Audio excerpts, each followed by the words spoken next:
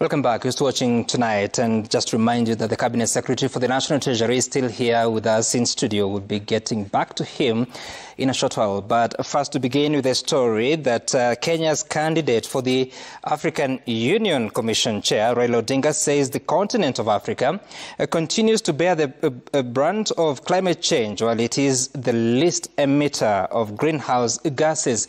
Speaking during a high-level consultative forum for African countries on climate change ahead of COP29 in November, Odinga pledged to tackle the disparity if elected to the top job. Emily Chebet reports.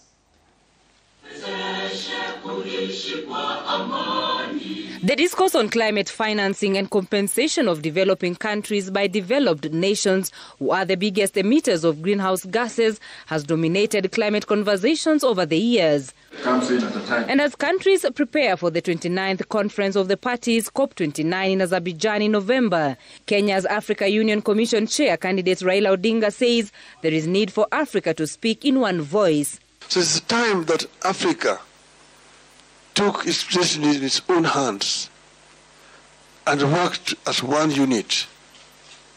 If we are going to negotiate for compensation, which is our right, because Africa, for example, has got also one of the biggest carbon sinks. The AUC candidate, who was speaking to delegates from 24 African countries, were in Nairobi to strategize on Africa's position during the COP29 in Azerbaijan later in the year, says there is need to ensure implementation of the resolutions made during previous conference of parties. We are victims, yet the offenders themselves keep on using language. They come and use nice language, but that's all it is. The resolutions are passed, they just ignore. So we need to find a way of forcing implementation of resolutions which are passed. Environment, Climate Change and Forestry Cabinet Secretary Aden Duale and his counterparts John Mbadi of Treasury and Alice Wahome, CS Lands, Public Works, Housing and Urban Development, endorsed Raila's AUC candidature. We know our candidate. We know his experience. We know his capabilities. We're presenting a tested, experienced African statesman, a pan-Africanist to the continent. Your history is documented. We know how you fought very hard in terms of conservation of even our forests and water catchment areas, Mau forests and other forests across the country.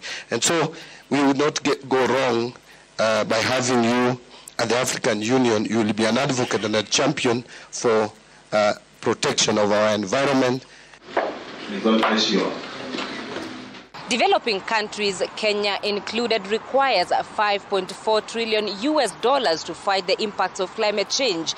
But over the years, they have been receiving a mega 1%. Stakeholders are gathered here in Nairobi 2 months ahead of the COP29 in Azerbaijan to discuss on modalities of accessing climate financing that has been a thorn in the flesh of the African countries.